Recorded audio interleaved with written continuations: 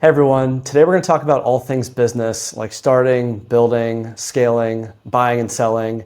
And I've got a good guest for today's episode. I've got Greg Elfrink with Empire Flippers. Just to give you guys a quick background, if you aren't familiar with Empire Flippers, I'll let Greg talk a little bit about them, but they've done over $500 million in transactions, and they've been around since I think 2013, Greg? Yeah, around 2013, we were going through the transition from our old name to EF around that time. Yeah.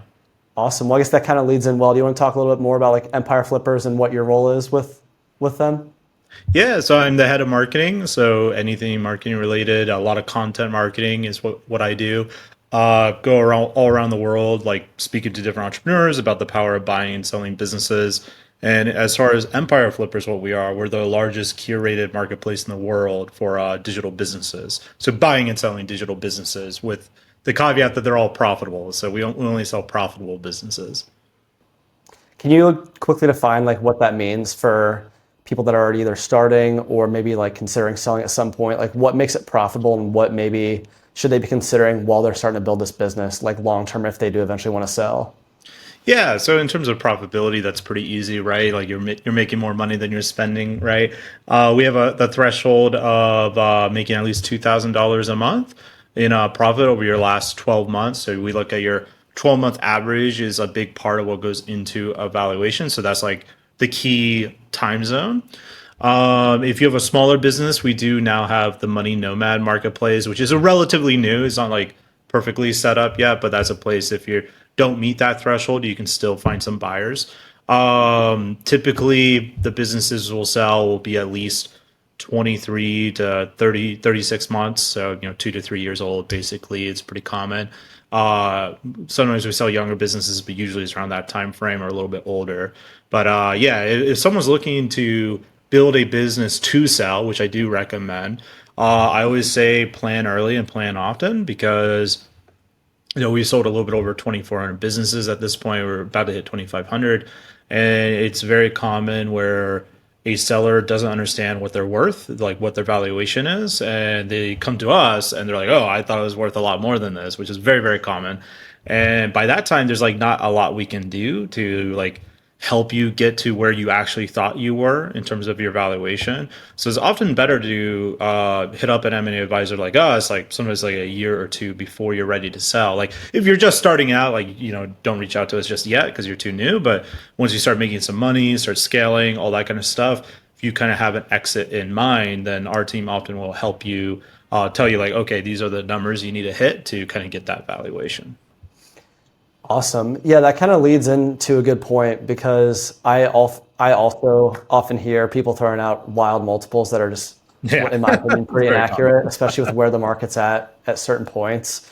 What's a good way, just from like a high level, for them to gauge what multiple or what types of multiples that specific business model they're running could potentially be sold for? And like, I guess, where do you typically recommend they do that research if they're not ready to talk to an M&A advisor yet? Sure. So, I mean, obviously, there's marketplaces like ours. You can see what we're selling businesses at. I'd say we tend to be a lot more realistic than a lot of brokers with who like demonstrate their pricing. So, one of the issues is there's a million different ways to do evaluation, right? I have friends that say we price too low, but they're also getting their advice from investment bankers that are dealing with 30, $40 million deals, which is a completely different multiple range of multiples we're talking about there, right? So if you want to sell a small business, like a micro business to small business, typically the valuation ranges are going to be between 1 and 4x of your SDE or EBITDA. So your profit, basically, your last 12 months of profit. That's very normal range. Most businesses will sell between like 2.9 to 3.1 as long as they're like a high quality business. If you want to get up to 4x, which is more, on the exceptional end of that range, then you need to be able to justify that like actually have an exceptional business. Now, there's a few caveats to that. Like software businesses can break that 4x easier than a lot of other business models. But in general, you're playing within that range. Yeah, and also to that point, I think a lot of people forget that different businesses, the multiples can change and they are fluid. I mean, I started in 2020 where like SEO optimized content sites were selling for ridiculous Oh multiples. yeah, yeah. And That then was AI came into the picture and that quickly changed.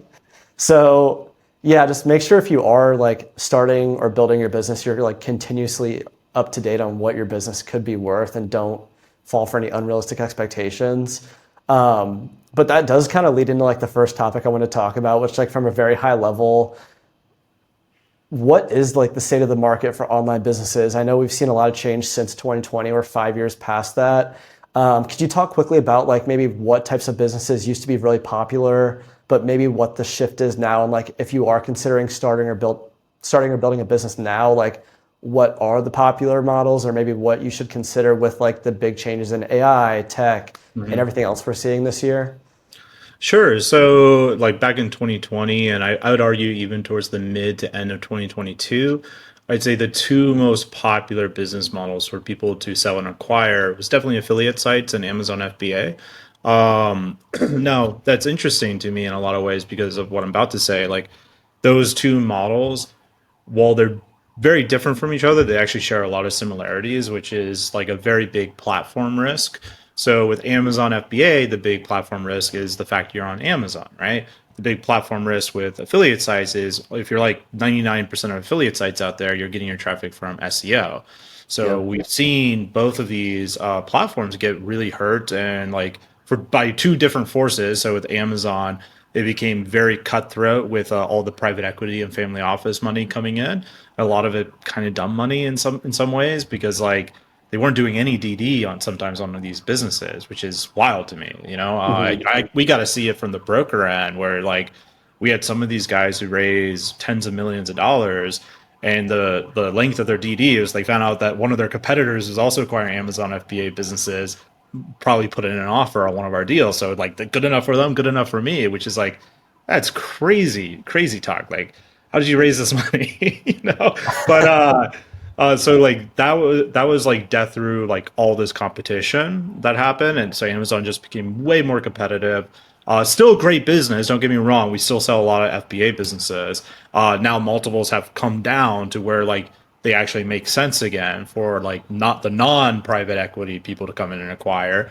With affiliate sites, to your point, is a lot of Google algorithm updates and AI. Like I remember, I think it was like 3 years ago now, is when ChatGPT really like came onto the scene, and people were like, "Oh, ChatGPT is going to kill Google," which I always thought was false. I Mhm. still think that's false. I think Google is going to kill Google, and I think I've been pretty well rewarded for thinking that with like how crazy their algorithm has gone. So that shot through the foot of a lot of the affiliate site owners. So this kind of leads into where I've always told buyers to go for years and years and years, but now we're seeing that happen more is if you acquire a business, especially a digital business, the game is how do I control the vast majority of the funnel? How do I control the entire business funnel as much as possible? Like if you're an affiliate site owner, you don't really control SEO, right? Google Mhm. controls that. You don't control your affiliate commissions, your affiliate links do, and there's all sorts of issues that happen there. You don't get the customer data. Same with Amazon. It's very difficult often to get your own customer data because Amazon views that as their customers, right? Versus say like a direct to consumer e-commerce store. Okay, now you control pretty much the entire business model, right? Like you still don't control SEO, but you have enough margins to do SEO, paid media, maybe some influencer campaigns. Like you have options versus the affiliate site owners because of how thin the commission can be. You often don't have as many options Mhm. in terms of what you can do in terms of marketing. And unlike Amazon FBA, you control all the customer data. Every time someone checks out through your Shopify store, well, that's a new customer in your CRM and your email newsletter, right? So we're seeing a lot more buyers shift their thinking like, how can I acquire assets that give me full funnel control, full business funnel, not just marketing funnel, but the full business funnel, right? So you're seeing direct to consumer e-commerce pop off more. Like we just sold at the start of this year, we sold a $13 million e-commerce store, but you're also Mhm. seeing things like marketing agencies pop off more, which a lot of people thought you can't sell marketing agencies, which is a very weird thing for a lot of my to hear from a lot of my friends. But like last month or 2 months ago, we sold a $6.5 million marketing agency full list price. So like you're seeing more of these kind of trends that are happening where people are moving to how do I acquire an asset that has the ability to be this like machine of leverage, but also de-risk it because the business model inherently contains like my ability to control the full funnel. Now, people still buy Mm. affiliate sites too, but the buyers that are buying affiliate sites, at least the smart ones in my view, are not leaving them as affiliate sites. They're using it as like the launch pad for a brand of some sort. So I know you're a marketing expert. Obviously, you're director of marketing for Empire Flippers. But for someone who's maybe running a business really well and only has like one or two channels mastered for leads or where they're generating most of their money from, like how would you advise they start to kind of branch off or maybe learn about the different avenues that they can kind of control the entire, um, I guess, like spectrum of, I guess, how'd you word it? Full funnel. Full funnel. Yeah. So like, Yeah. how would you advise like This is someone branching multi-channel out? or multiple marketing channels, right? Well, the answer is it's very hard.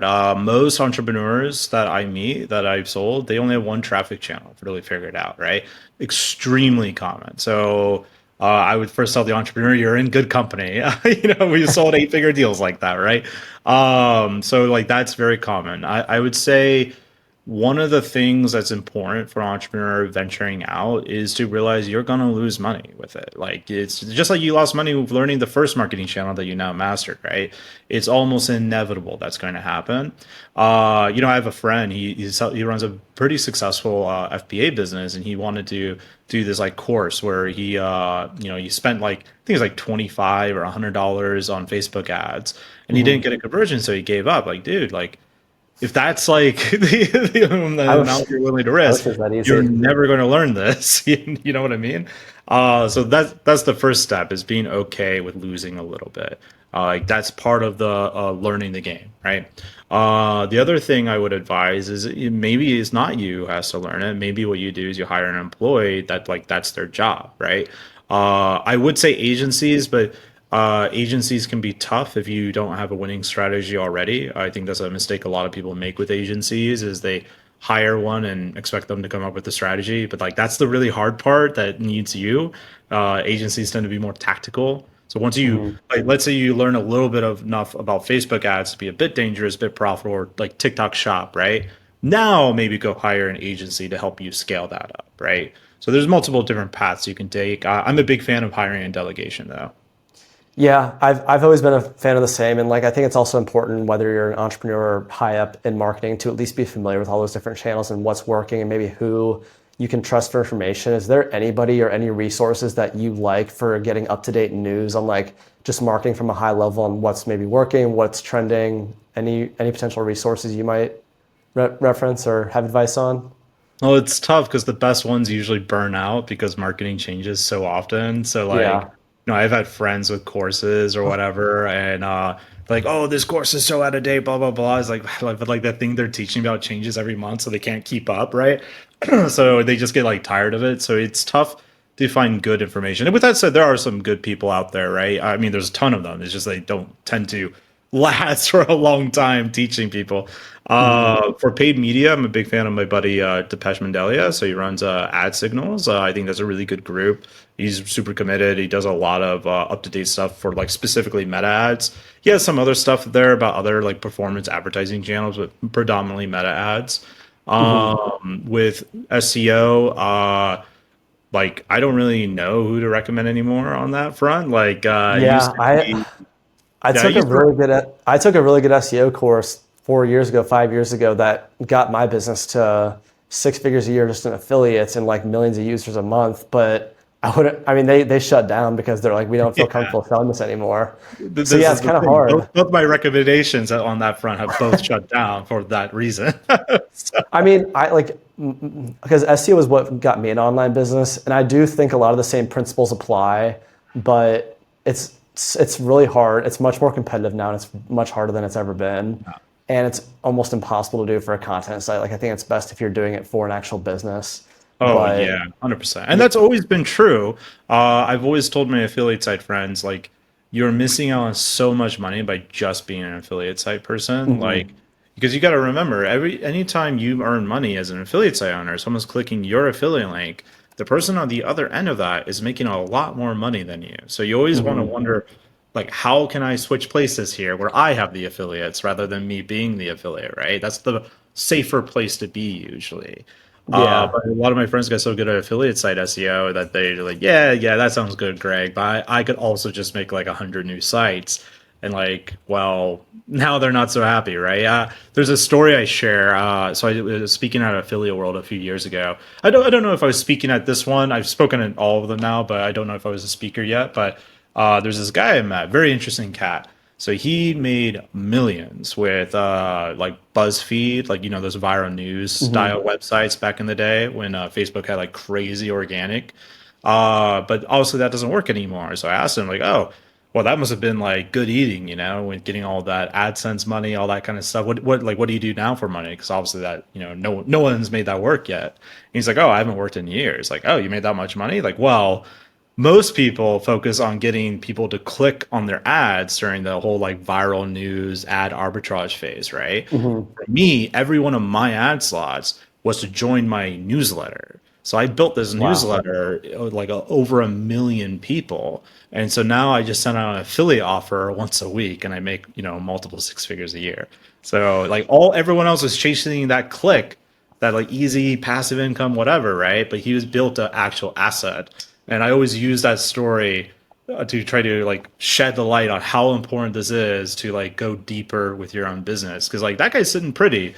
No one within the viral news site, viral news site model is sitting pretty anymore, but him, as far as I know. Yeah, and that's actually a good point too. If it's not obvious to you as a business owner yet, getting emails is like the best channel that you have full control over and should be your objective if you're not converting to a sale. Like that's a really good point, Greg. Like no matter what happens, as long as you have emails and a way to contact people directly, because you don't ever know what can happen to a social media platform or Yep. SEO or any of these other channels. But if you've got emails, like you always have a direct way of contacting either leads or past customers. So that is a really good story to talk about actually, because yeah, we also had a similar situation. We lost all of our SEO traffic and we've bounced back, but part of the thing I also wanted to mention with like the state of the market this year with how it's changed the last 5 years is as business owners, when things aren't going well, we pivot. So just remember, like always try to be thinking of like second and third channels that you can be building for traffic, but also like in the back of your mind, know that your main source of traffic will likely decrease or fall apart at some point. Like don't ever plan on that as the way of running your business. And like in addition, like it's always possible to pivot. I'm a great example of this. We started an affiliate marketing site, lost all of our SEO, all of our affiliate revenue, but we found an opportunity in our industry for a SaaS opportunity, both B2B and B2C. Pivoted to Right. that. It took us 2 years to get back on our feet, but now we're one of the first ones rolling out this new technology that's been basically built in other industries, and we're the first one to do it in ours. And now all of our SEO traffic that we previously had that was going to affiliate links, we use and funnel it to our software solution, which is like perfect. But I guess that's important to know is like the market might change and you might lose traffic, but as long as you have a backup plan or you can figure out how to pivot, it's not always the end of the world. Yeah, absolutely. My wife got super annoyed at me because she's doing this like little car rental business, and I always talk to people like before you do something, you should think about worst case scenarios. So I was like walking her through worst case scenarios, and she's like, "Oh, you don't believe in me? You can't do this." Like, no, no, like that's not why I'm asking you this. It's because if you walk through like what is the worst case scenario here, like okay, like well what would you do in if that worst case scenario happened? So now you got a plan. So like my Mhm. SEO traffic went away, what would I do? Like, well, I would be focusing on building email lists before that happened, so I have some kind of asset, right? And then if that happened, like, oh, thank God I did that, right? Thank God I thought Yeah. about the worst case scenarios. It makes it way less stressful if you think through those worst case scenarios and how you'd react. And it's often not as bad as you think. Like in the Mhm. moment, it feels really bad, but there's a million ways to bounce back. So. Yeah, unfortunately for myself and all the other SEO and affiliate site people, none of us had a backup plan when the Google updates started happening, but that was a Yeah. great learning lesson. No, everyone gets to write their book from rags to riches back to rags and how I got back to riches now, right? Yeah, exactly. So, well, based on what you guys are seeing this year and like specifically businesses that are being listed and sold, do you have any predictions on what businesses are good to, or maybe you guys recommend starting or going into or considering for like not just this year, but the next 3, 5, 10 years? Well, 10 years would be tough to know because internet marketing changes so drastically, Hmm. right? I will say, like, despite all the doom and gloom I just like pushed out there about affiliate sites, if you have a profitable affiliate site right now, it's still a pretty good sellable asset. I wouldn't recommend starting one of those right now, but if you have one to sell, like buyers are still making good plays with them. So like I was just talking to a guy right now. They are a funded company that acquires businesses that have like no inventory, and one of the things they acquire is affiliate sites, and they're still doing that. So like that's still good in terms of like if you're coming from more of the SEO affiliate space. One interesting model that is like kind of popped off more is like faceless YouTube channels. So we sold quite a few of those now. I wouldn't say that's like filling that void completely, but it's doing a good job, like 45%, something like that. So faceless YouTube channels can be good. A lot of people had the newsletter craze about a year and a half ago, which I knew that was gonna like blow up in a bad way, which happened. Like everyone was trying to build the next like hustle or morning brew, right? And that's a pretty difficult business model, though it can work, can be good. Hmm. If you can make it work and actually profitable, those are really good businesses to sell for obvious reasons. Just a difficult one to make work. Then e-commerce, I think long term is going to be around for like forever, basically. I think everyone's always going to buy stuff online, like physical goods. I think marketing agencies, though, like if I was to put my guess on which digital business it might do the best in the coming like rage and age of I think marketing agencies are going to see a significant renaissance in profit because like traditionally marketing agencies have pretty good margins up to like a valuation of $1 million, and then the margins start thinning because of labor costs, right? Like labor is like the big expense with agencies. But now with AI getting so good at being processed and systemized, I think there's going to be less need for labor. Whether that's a good thing or not depends on your perspective. If you're the owner, it might be a pretty good thing. With marketing agencies, I actually see like obviously not content agencies and maybe not SEO agencies, but other agencies, I think they might see some pretty big lift in their profitability in the coming years. I'd be curious, like, I'd like some more insight on what you specifically think about marketing agencies, because similar to you, I've talked to a number of agency owners who I feel like almost feel like they're hitting defeat because they don't think it is possible to sell it down the road, and they get burnt out from like dealing with clients. Maybe they're not building it out well enough to where it could be passive and less of them being client facing and more of their team being in front of clients. Like, what trends do you guys see with the agencies that you do, I guess, that do list with Empire Flippers? Like, what do they do really well that maybe most agencies don't do well that gives them the ability to sell for such a good valuation? Yeah, so I mean, the I think one of the issues with marketing agency owners in particular who think they can't sell is kind of because they're spoiled with the whole like knowledge of different internet business models like SaaS or affiliate sites back in the day or whatever, right? But agencies are very much like a normal real business in a lot of ways, and so they have normal real business problems. And if you look at the vast majority of businesses that like offline businesses too, like your local plumber or something, right? They often can't sell either because they have all the same issues as the marketing agency does because they're not thinking through like what makes a sellable business, and they have to like Hmm. really put in the effort to make their business sellable because there's a certain way you want to set everything up, right? So the first thing I always say as a tongue-in-cheek joke, but I always tell people if you want to make sure your business is ultra sellable, ask yourself the question: are you the most useless person in your own company? If you answer yes, great, you have a sellable business because buyers aren't buying you, right? They're buying the business. And if you are the least valuable player on your team, that's great. You build a machine of leverage. So that's the mindset you need to have. Like I was walking through a buddy's agency. It's probably going to be valued between like 7.5, 8.5 million. And I had him like, here's a spreadsheet. Write down every single thing you're doing right now, from the smallest detail to the biggest detail. And then we worked with them for several weeks until there's nothing on that list he is doing anymore because his agency is big enough. He shouldn't do any of that. Like he Hmm. shouldn't be in any of that type of stuff. So that's the first thing. How do you build this machine of leverage? The other thing that agencies really struggle with is client acquisition. So, which is ironic because they're marketing agencies, right? I always think that's like the funniest thing. Like if you talk to an average marketing agency owner that's like doing like local clients, right? And one of the things that tends to annoy them is when that local client's like, "Oh, I built my business on the back of referrals," and the agency owner like, "Well, that's a strategy of hope." But then I go and talk to the agency owner like, how do you market your business?" "Well, I built it on the back of referrals." Well, that's a strategy of hope.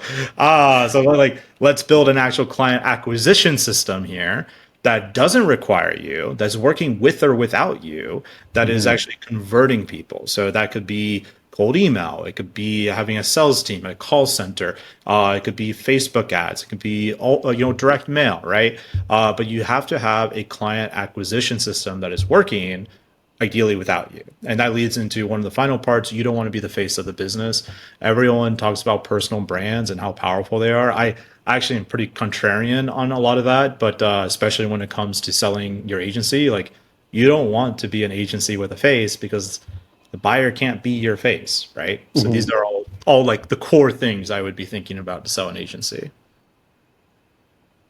Yeah, those are all really good points. One thing I do want to ask specifically about the marketing agency stuff, with the ones that you guys have recently brokered, you said you brokered one for 6.5 million earlier this year, I think. Yeah, like last month, basically. Oh, We last closed in month, 30 yeah. days, yeah. So was there anything that surprised you when you guys were kind of working with them that maybe you don't typically see in other agencies? Could you maybe share some more information on like how many years the founder was around when he started it to when he sold it? Just kind of give people realistic expectations on how quickly or how long it could take to potentially sell an agency. So I don't know off the top of my head how long he was running it. I want to say 5 years, maybe 6 years. I'm not sure though. In terms of like what stood out, he basically had what I just described. Like you go to the website, you don't see his face on anything, right? It's all just like here's what we do, like schedule here, all that kind of stuff. Like it's a pretty slick little system he has. One thing that buyer or sorry that seller got pretty lucky with, though, in my opinion, is the just right buyer, right time, and sometimes that just works out really, really well. Like I would say it's pretty rare to get like full list price, especially in this current environment. So that buyer was just absolutely perfect, and of course we helped grease the wheels between these two. But so that was a lucky break for the seller. But yeah, in general, the seller did what I was just talking about, right? They had a client acquisition system. They weren't reliant on a personality brand, and they had good structure within their team where like that person, like yeah, he's important. He can like really help the business, but not required, right? Like he has a team that's growing the business now. So this is also a really good example that I want to kind of hear your like input and insight on. When someone's listing or wanting to sell their business, can you just quickly, or maybe not quickly, but can you share a little bit more about why they would want to use a broker, especially when dealing with something over 100, if not $1 million sale value, like what the benefit is to them, how much value you guys provide, how much smoother it is, how you're able to maybe source all these different buyers from everywhere. Can you talk more about like why someone would not just want to use a broker, but maybe why they'd want to use Empire Flippers as well? Sure, yeah. So, I mean, in general, if you have a good broker, so not just EF, but like a good broker, typically, even though you will be paying like a good chunk in commission, you're going to get more money in your pocket despite paying that. Like, I remember years ago, I had a friend, I mean, still my friend, but he messaged me that he sold his business without us because he didn't want to pay us our commission. And I asked him, how much did you sell for? And I was like, oh man, even if you had sold that business with us, you would have actually paid more commission than you thought you were going to pay because he was wrong on our percentage. But you would have still walked away with more money in your pocket, and by like a few tens of thousands of dollars of more money in his pocket. And this wasn't even a big business, so that's like a significant size of his valuation. So in general, brokers can help you get better prices because they do what an M&A is called, creating a market. So I have your listing, get tons of buyers coming in. They start competing. You start getting a bunch of different offers, all that kind of good stuff, right? And that creates a market, creates a buyer pressure. And at the end of the day, what buyers really want is to not have any market because they don't want you to know that you are so valuable that all these other buyers are going to compete for what you have. So that way they can get a better deal, which usually means paying you less. So that's a big thing. Now with EF in particular, I think we have probably the best like syndication and distribution system of any broker out there. For one, in order for like in a traditional broker setting, someone will sign an NDA and they'll get all the intimate details of your business, right? So non-disclosure agreement. With EF, they also sign NDAs. We call it an unlock.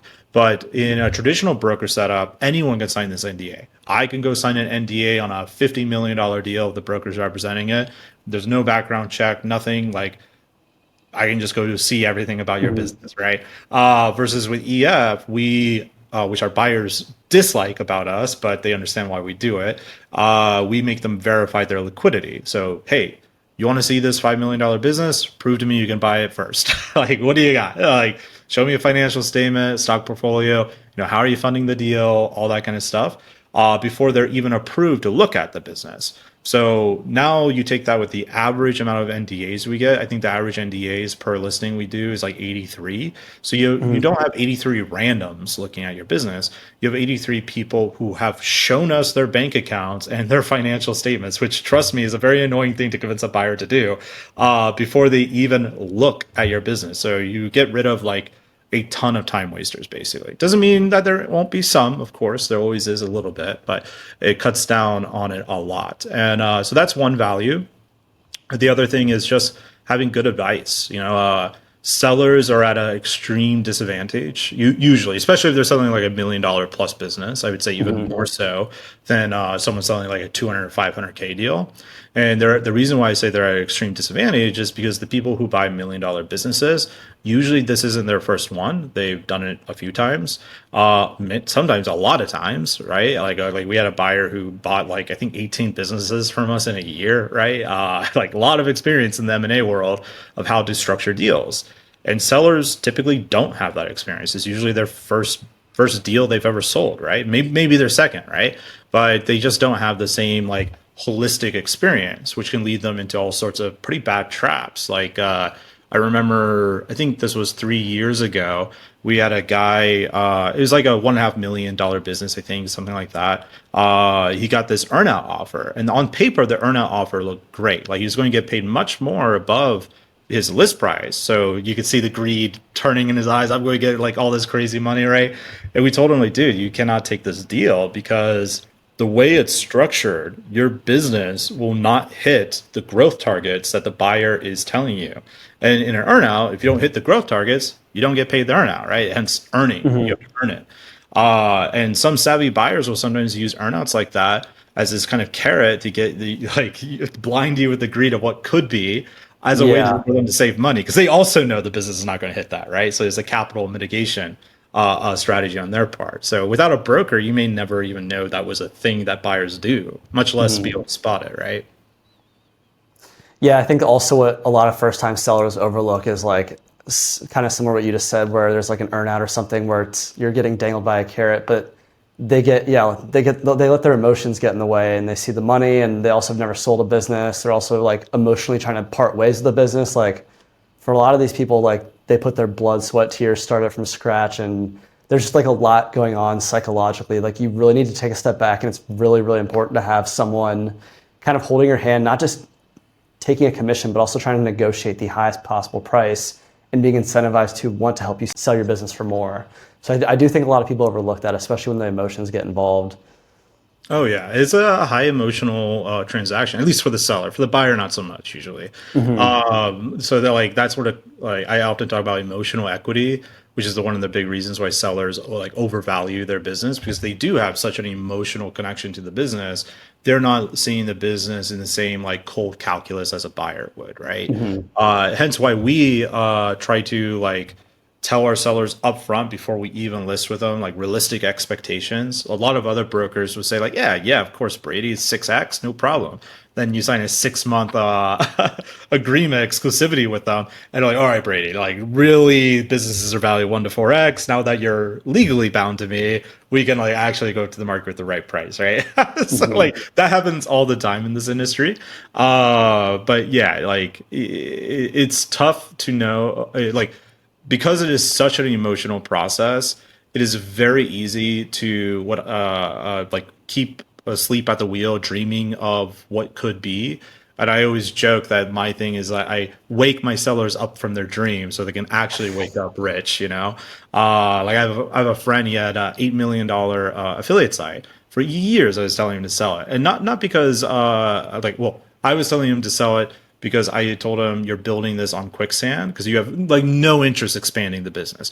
It's Yeah. literally like this lifestyle business. Got very, very lucky with. I mean, he did put in a lot of hard work, don't get me wrong, but he wasn't doing anything to de-risk the business. And like, dude, you can sell this right now, be minted. You'd be like, have $8 million would be your valuation based on what you've told me about this business. And he's like, no, no, no. I know it could be more. I think I'll sell it when it's like 10 million. And then Google update happened, and now it's worth zero. No one's ever going to buy that business. It's gone. So like, you lost $8 million because you were dreaming of 10. It's like, is that extra two gonna like make such a significant difference? Like that was like the entire thing. You know? Yeah. No, and that's such a scary thought because that's not, there's so many cases of that, especially with affiliate sites specifically. Like a lot of people put their like blood, sweat, and tears into something that could have retired them in their 20s, 30s, early like 40s, however old they were, and yeah, just vanished basically within months. Oh yeah, yeah, So man. It's very depressing. I have a lot of friends who got like pretty psychologically wounded from stuff like yeah, that. and like He's it's not like you can fine. Like just he admits that he should have listened to me at this point, as everyone does with a Google algorithm update. But yeah, it's trying to see all that well, hard work go down the drain. yeah, and like first time sellers, they also forget how long of a process it is to actually sell your business because Yeah. they've never experienced it before. Like you can't just see your business starting to go down and be like, okay, I gotta sell it now. Like Oh, it's now's the the perfect worst, time to man. sell. Like it doesn't take, it doesn't work like that. Like whatever you see as a potential warning sign is probably gonna get picked up by the buyer or their advisor, whoever's looking into the business. So Oh, absolutely, man. I like so many people with this algorithm update are like, all right, Greg, I'm ready to sell my business now. Like, dude, it's too late. What do you mean? The business is like declining like by double digits percentages month over month at this point. Like, no one's gonna buy this. Like, the best time to sell a business is literally the time where entrepreneurs like lose track of what they're trying to do, which is usually, what they're trying to do, like how to become wealthy, right? But the best time to sell a business isn't when it is declining or when it hits this top, it's when you're growing. So you always want to sell on the way up of the growth curve. Never at the top, and certainly try not to sell as it's declining, right? I mean, you got to do what you got to do. We sell declining businesses all the time as well, but you're just not going to get paid as much for your effort. And you'll get paid a mhm. better multiple, even like if your business is making like, I don't know, 50 grand a month, that's been at 50 grand a month for like 2 years, the multiple you get on that business will probably be less than the multiple on like a 35, 38K a month business that is growing, right? Like as you're selling it, like that's going to get a better multiple. So you actually get better time for money to sell as the business grows. But it's always a hot potato, like how much should I grow it, all that kind of stuff, right? Yeah. Yeah. It's again, it's still all the emotions too. Like Yeah. 8 million, 10 million, like Right. there's Yeah. everyone sees that. Yeah. That's actually, that was one of the questions I want to ask you too. So the best time to sell a business, aside from just seeing the growth from like a top dollar or I guess top line perspective, if someone's starting to think that they might be in a good spot to sell, or they start thinking that they're seeing growth, like maybe it is time to consider selling, aside from maybe like looking at an M&A advisor or different marketplaces out there, what else should they be considering doing in their business? I know we talked about making yourself useless, Not but useful. You don't want yeah. to be useful. Is there anything else you can think of that would be really helpful for them to maybe be thinking of that really helps either expedite the way to sell your business or make it easier and more valuable to the next person taking over? Like maybe a good example would be like having SOPs and everything really documented, kind of running very fluidly. Like, do you have any advice on that?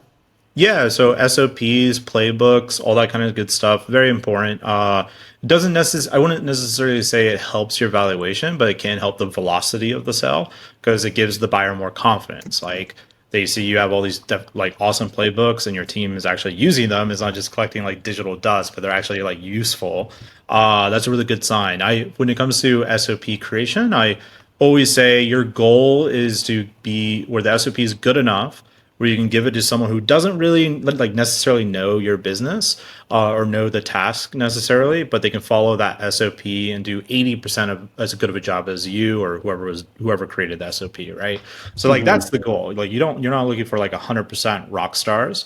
I have a thing on A players and B players we can get into maybe, but the other thing I would say outside of SOPs and processes is all the really tedious stuff that entrepreneurs don't really want to do, but they know they probably should, which is like having clean financials. There's been many a time we've list a Amazon FBA business, we go through vetting or something like that, right? And the seller's like, "Oh, I am making way less money than I thought," because they never did their books, and so we do their books. They're like, "Oh, I am." Yeah, not this is business is nowhere near as hot as I initially thought, right? It's very, Hmm. very common, especially in e-commerce because it's a very capital intensive business. So I always recommend audit your books, get a good bookkeeper, get a good accountant, ideally one that understands your business model. Like affiliate sites are pretty simple to do, right? But e-commerce, not necessarily. There's a lot more moving parts. Agencies can as well, depending on the kind of agency you have and how you get paid. So having good QuickBooks, always recommend QuickBooks over Zero because QuickBooks is the more American dominated one, and Americans tend to buy businesses more. But like just having QuickBooks, so I was talking to a financer. They do revenue based financing. I talked to two or three of them, and they all had a similar process. Like they wouldn't look at your P&L in a spreadsheet at all. They want to look at it on QuickBooks because they have all their automated underwriting done via QuickBooks. So just by having clean QuickBooks, you are now more financeable. So when a buyer comes to buy your business, I always say as a seller, you want to use buyer tools against the buyer. So like that way, like the buyer might offer you 30%, 40% down, but you know, like, well, I have these QuickBooks, there's this guy, he can underwrite it. Let's go over to him and see what he says. To get that 30% up to like maybe 80%, right? Yeah. So stuff like that, I think is very, very good. But definitely get a professional to do it. Don't do it yourself. Entrepreneurs tend to be pretty bad with bookkeeping unless they run a bookkeeping business. So definitely hire that out. So those are a few things I would recommend. So the big takeaway is focus on your finances and really track them. But if you're like 90% of people who are running their business, at least be using QuickBooks so I that someone else can do it for yes, you. yes. I was just talking to a buddy again. Multiple seven-figure business, no accounting system whatsoever. They just used a Google spreadsheet filled with I don't like theirs was pretty good, but it's pretty easy to get that filled with errors. It's not connected to anything. Like guys, like, someone's not going to spend millions of dollars like on your business like this. We got to professionalize it at least a little bit. Oh, the other thing I would say, probably more important for USA entities, but it's usually pretty good for everyone. And anyways, is if you're one of those entrepreneurs that are doing a lot to like save on taxes, hey, like I get it, a lot of entrepreneurs do that. Just realize that might bite you in the butt when it comes to selling. The reason why is because let's say you're a USA entity worth like 2.5 million. Someone wants to use an SBA loan. Fantastic. That means you're going to get paid like 95%, like 90 to 95% of the deal, right? Depending on the structure, which is awesome. Like that's more than most sellers get at that range in terms of upfront. But the problem is SBA loans and a lot of loans like it, they're going to be looking at your tax return. So if you did all Mhm. this like shenanigans to like lower your tax bill, that also means your company's less profitable, which means the SBA is going to lend less, which means you'll sell your business for a lower sales price. So keep that in mind if you're doing stuff like that, because you'll want to reconciliate that, which can be a bit of a tedious and pretty painful process. So definitely don't do it yourself. But like keep that in mind. Like taxes, your tax returns are usually one of the bases of how a buyer will verify you actually are making the money you say you are. Are you guys seeing a lot of deals be financed specifically through SBA recently, or is that Well, because a lot of entrepreneurs do this, and reconciliation is a pain in the butt. No, so usually the buyer and the seller will figure out like another way to do it. But if you are going to go that route and you want to be SBA financeable, highly recommend reconcile it because like it's a great deal. If you can get the buyer on an SBA, like I said, you get like 90, 95% of the money up front, which is fantastic. So. that is nice? So, are there any, so like we've talked about like all the things you should do when you're kind of getting near or thinking about selling your business. Is there anything you should like absolutely avoid or like any like major red flags that you absolutely need to like make sure you never do? Any obvious Yeah. ones you can think of? Experiments, like big experimentations, like launching new service lines, new products. I mean, unless it's already like definitely going to happen and you already spent the money, I wouldn't launch any new big initiatives. Like your goal when you're in the selling mode. So really, like even before you come to us as a broker, those like last 6 months or so before you come to me, you should be like your goal is steady Eddie. Like you want some growth, but you want it to be just like scaling what already is working, right? Like not doing a big spends. Like if you know your sales cycle is like 3 months, like maybe you start lowering that spend to get that profit up to a little bit more as you go to exit. But the whole goal is don't rock the boat of your own ship. We've definitely have had sellers who just like plowed crazy money into new product lines, new service lines, new marketing campaigns. And that just screws up the whole deal because a buyer is looking for certainty, right? So you introduce all these pretty big new variables. Well, the buyer doesn't know what's going to happen in 6 months because it's only been 2 months since you started doing it, right? So they're far Mhm. less likely to give you a deal, and they may not even give you a deal. Like they might give you like just reject buying your business completely, right? Because they just don't know what this new thing you did will have in terms of an effect on the business. So keep experimentation very low in terms of your business. It's all about steady Eddie, like keep everything stable. One last question I'll ask to kind of tie in that with what you said earlier about like the best time being to sales when you are growing. When should business owners who are seeing that growth even start having a conversation or at least explore the idea of potentially selling their business? Like, I feel like most of us, when we see growth, especially early on, like the last thing we're thinking about doing is selling. But is it worth potentially having that conversation then, or like exploring the option to see what could or could go wrong? Like, what do you recommend? I don't think a lot of people think like that until maybe they've been running their business for at least a few years, or they're like really like high growth minded and not really thinking about selling at all. Yeah, I would say most people don't think about selling as they're building their business. A lot of people don't even think like that's so far removed, right? Like it just never comes on their own radar, which is why I try to do like pieces of content like this because I think it should always be on your radar. Because Mm-hmm.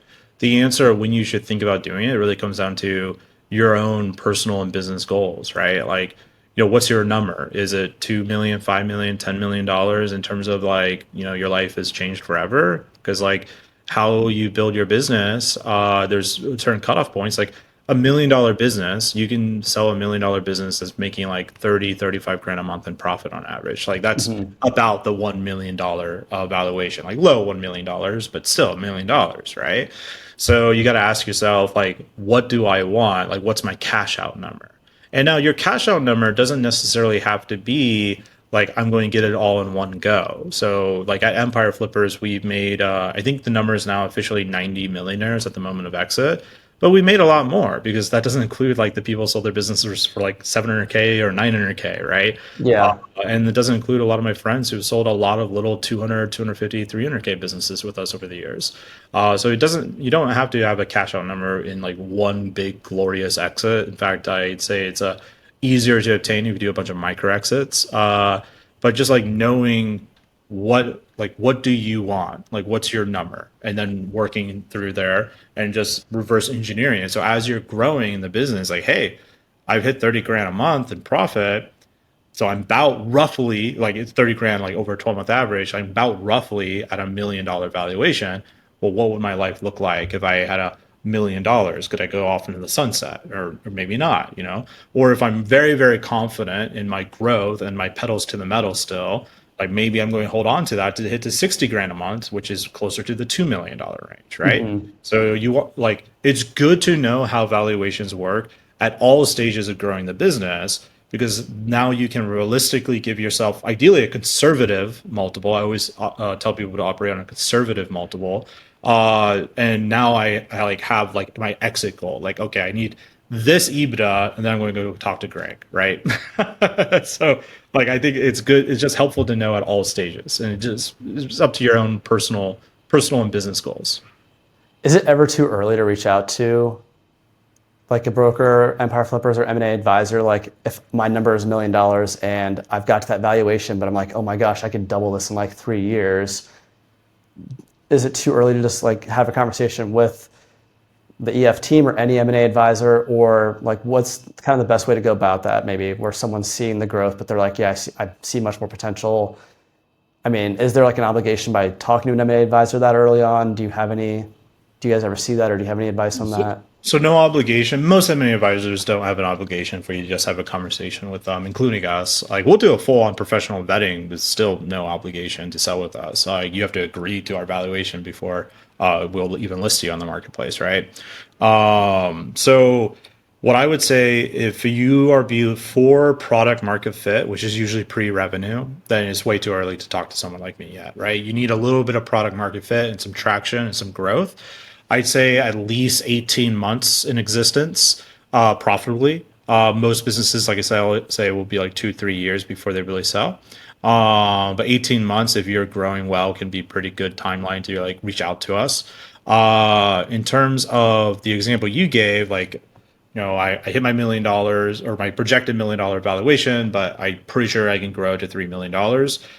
That's a pretty good time to talk to someone like me because it to grow it to that valuation, it might be less work than you think. Like you don't necessarily have to be making 90 grand a month to sell a $3 million business. It's not exact. The math doesn't exactly work that way.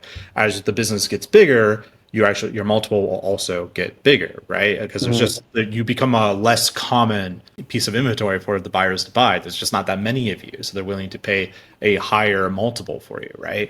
So that's a good time to talk to a broker because they can help you plan that out.